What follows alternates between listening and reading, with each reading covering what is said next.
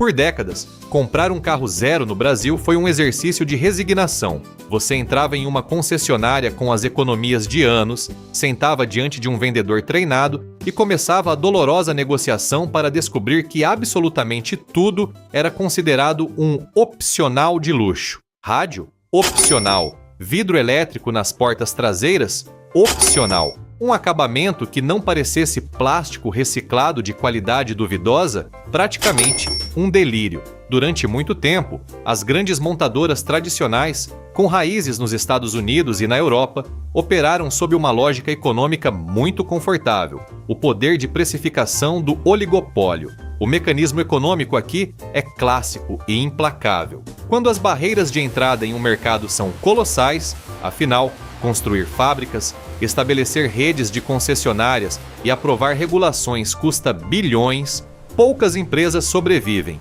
Se poucas empresas dominam o tabuleiro, a competição se estabiliza, o Düsseldorf incentivo para inovar despenca e a margem de lucro sobre produtos básicos dispara. O resultado dessa cadeia causal é que a indústria oferece o mínimo de tecnologia possível, cobra o máximo que o crédito bancário do consumidor permite e o mercado simplesmente aceita, porque não há para onde fugir. Os números dessa distorção são chocantes. Historicamente, se olharmos para a última década, a inflação do chamado carro popular no Brasil superou em muito o crescimento da renda média. Em 2014, com cerca de 30 salários mínimos, um trabalhador conseguia comprar um hatch compacto 0 km.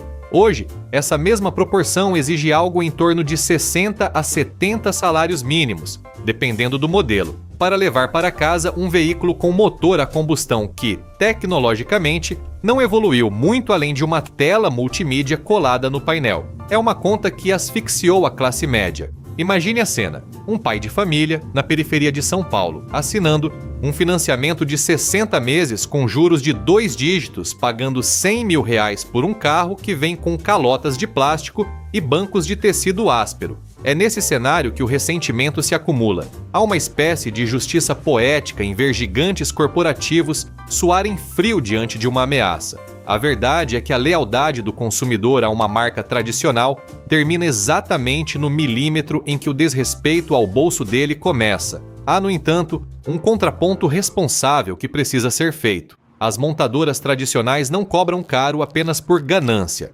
Elas operam sob o peso esmagador do custo Brasil, uma teia bizantina de impostos em cascata, gargalos logísticos e insegurança jurídica que encarece qualquer parafuso apertado em solo nacional. Mas, mesmo com essa justificativa técnica, a complacência com a estagnação tecnológica era inegável. A indústria tradicional estava dormindo no volante, acreditando que o consumidor brasileiro aceitaria o carro pelado para sempre. Mas como exatamente um grupo de empresas do outro lado do mundo conseguiu, da noite para o dia, entregar o que os ocidentais disseram ser impossível? Para entender o pânico das montadoras tradicionais, não basta olhar para o design dos carros chineses. É preciso olhar para as entranhas da sua cadeia de suprimentos. Marcas como a BYD não são apenas montadoras de carros. Elas são impérios industriais desenhados para não depender de ninguém. O conceito econômico que explica isso chama-se integração vertical extrema. No modelo ocidental das últimas décadas, a regra de ouro era a terceirização. A Ford ou a Volkswagen montam o carro, mas compram os freios da Bosch, os chips da Ásia, os bancos da Lear, os faróis da Valeo. A BYD fez o caminho inverso. Eles começaram como fabricantes de baterias para celulares nos anos 90. Hoje, eles são donos da mina de lítio, processam os minerais, fabricam os semicondutores, constroem a própria bateria, moldam o chassi, programam o software e, incrivelmente, têm até seus próprios navios de carga transoceânicos para exportar os veículos. A causalidade disso altera a física do mercado global. Se uma empresa domina toda a cadeia de suprimentos, ela se blinda contra choques externos, como a crise de chips na pandemia, elimina as margens de lucro dos intermediários e consegue esmagar o preço final na ponta. Em veículos elétricos, a bateria representa historicamente de 30% a 40% do custo total de produção. Ao produzir a própria bateria com a tecnologia química LFP, lítio, ferro, fosfato, mais barata e segura, A BYD corta o custo mais pesado da equação. É como se, para vender um bolo mais barato, uma padaria comprasse a fazenda de trigo, o moinho, a usina de açúcar e a frota de caminhões de entrega. A terceirização foi o grande evangelho corporativo dos anos 90. Os chineses leram esse livro, sorriram educadamente e o jogaram no lixo. A vantagem competitiva gerada por essa independência é brutal. Enquanto uma montadora europeia negocia centavos com um fornecedor de baterias coreano, a montadora chinesa apenas ajusta o ritmo de sua própria fábrica no andar de baixo. É claro que a indústria tradicional não está de braços cruzados, esperando a obsolescência. Marcas ocidentais estão despejando bilhões de dólares em pesquisa de baterias de estado sólido e correndo para construir gigafábricas próprias na Europa e nos Estados Unidos. Eles entenderam o recado e estão tentando reconstruir a verticalização que eles mesmos abandonaram. Mas a inércia de empresas centenárias é imensa, e enquanto os ocidentais planejam o futuro, a máquina de fazer tudo dos chineses já estava embalando seus navios, pronta para desembarcar no quintal mais lucrativo de Detroit e Wolfsburg, o mercado brasileiro. Quando a BYD e a GWM lançaram seus principais modelos no Brasil entre 2023 e 2024, o impacto não foi apenas comercial, foi psicológico. Elas utilizaram um princípio da economia comportamental chamado quebra de ancoragem.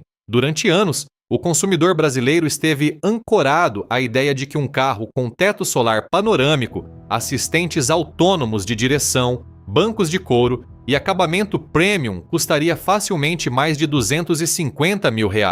Era um luxo para poucos. A estratégia chinesa foi o choque de penetração de mercado. Eles introduziram carros elétricos e híbridos altamente equipados, com design assinado por ex-diretores de marcas como Audi e Porsche, cobrando o mesmo preço de um SUV compacto pelado de marca tradicional. De repente, por cerca de R$150 mil, uma quantia que antes comprava um motor 1.0 turbo com plástico no painel, o consumidor levava para casa um veículo elétrico silencioso, lotado de telas e com tecnologia de ponta. Pense no cotidiano de um motorista de aplicativo rodando 12 horas por dia na Avenida Paulista.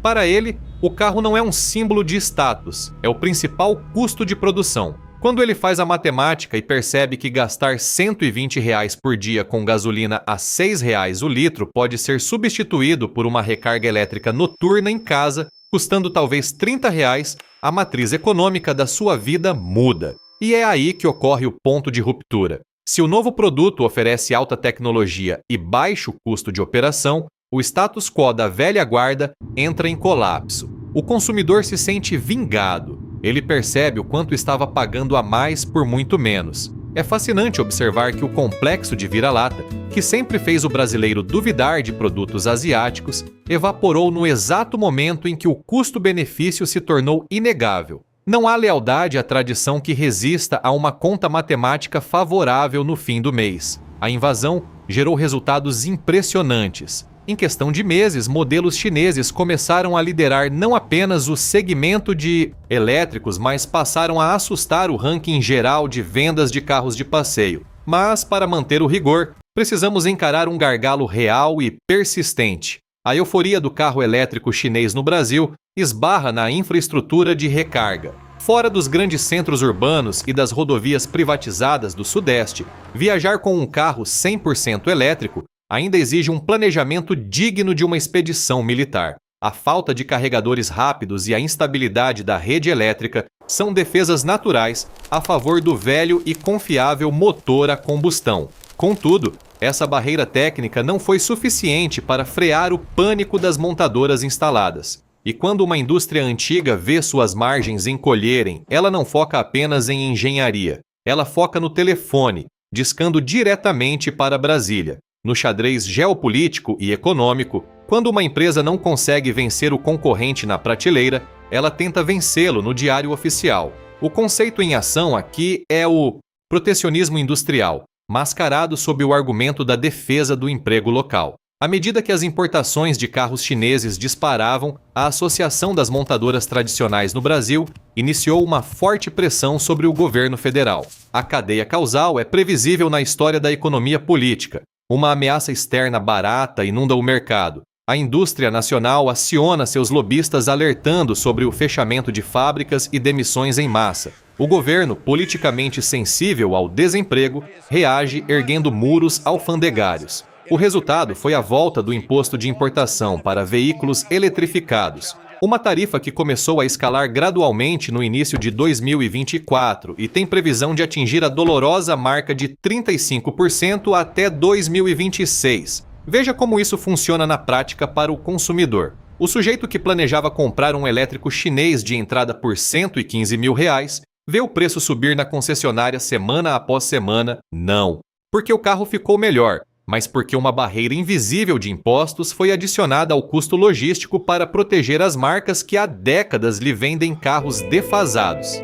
O protecionismo é de fato o escudo mais antigo da economia. Ele preserva empregos hoje, mas quase nunca compra inovação para o amanhã. Na maioria das vezes, quem paga a conta da ineficiência industrial protegida é sempre o cidadão comum. Porém, e este é um contraponto estrutural importantíssimo, a tarifa forçou um movimento positivo de industrialização local, fenômeno conhecido como glocalização. Sabendo que não poderiam exportar da China para o Brasil indefinidamente sem pagar a conta do imposto, as gigantes chinesas mudaram de estratégia. A BYD assumiu a imensa fábrica abandonada pela Ford em Camaçari, na Bahia, e a GWM comprou as antigas instalações da Mercedes-Benz no interior de São Paulo. O imposto forçou o investimento estrangeiro direto. Isso cria uma nova dinâmica. Não se trata mais apenas de importar carros baratos em navios, mas de gerar engenharia, emprego e adaptação tecnológica em solo brasileiro, criando laboratórios de pesquisa para carros híbridos a etanol. A resposta chinesa ao muro tarifário não foi recuar, mas saltar por cima dele e fincar a bandeira no meio do pátio das antigas montadoras. E isso nos leva à verdadeira essência do que está acontecendo. Isso não é uma guerra por quem vende mais plástico ou metal. É uma batalha pela definição do que é um carro. A indústria automotiva global está atravessando o que os economistas chamam de salto tecnológico, ou leapfrogging. Durante mais de um século, o coração de um veículo, a sua barreira de entrada intransponível, foi a complexidade da mecânica de combustão. Fazer um motor a gasolina potente, eficiente e durável exigia décadas de refinamento. A China sabia que nunca alcançaria a Alemanha ou o Japão na arte de usinar cilindros e válvulas.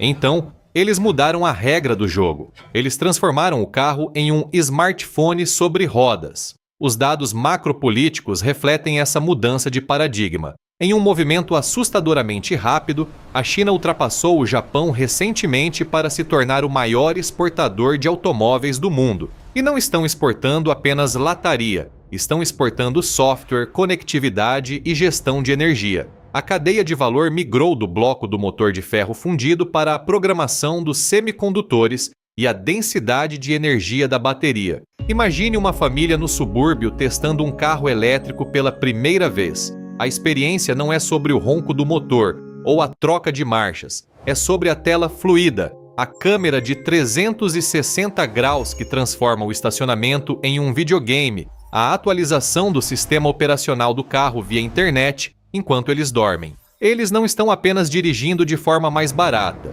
eles estão interagindo com um ecossistema digital contínuo. É verdade que as montadoras tradicionais ocidentais ainda detêm ativos formidáveis, uma confiança construída ao longo de gerações, redes vastas de assistência técnica e o domínio de tecnologias de transição, como os híbridos tradicionais, que ainda dão enorme segurança a quem teme ficar sem bateria na estrada. O Ocidente não será varrido do mapa da noite para o dia. Marcas tradicionais estão acordando de sua letargia e começam a lançar modelos mais competitivos e elétricos de nova geração, prometendo lutar metro a metro pelo mercado. Mas o alerta já soou, irreversível. Estamos testemunhando a morte de uma era industrial mecânica pesada e o nascimento de uma era de mobilidade eletrônica ágil, tudo acontecendo no asfalto quente sob os nossos pés. A chegada das montadoras chinesas ao Brasil não é apenas uma anomalia comercial de produtos baratos, é o desmantelamento de um oligopólio. E para o consumidor brasileiro, cansado de financiar tecnologias do passado a preços do futuro, essa concorrência brutal não é um risco, é, finalmente, a devolução do respeito. Resta saber se no fim dessa guerra de gigantes, o muro dos impostos será alto o suficiente para proteger o passado, ou se a força da inovação verticalizada vai, em definitivo, reescrever as ruas das nossas cidades.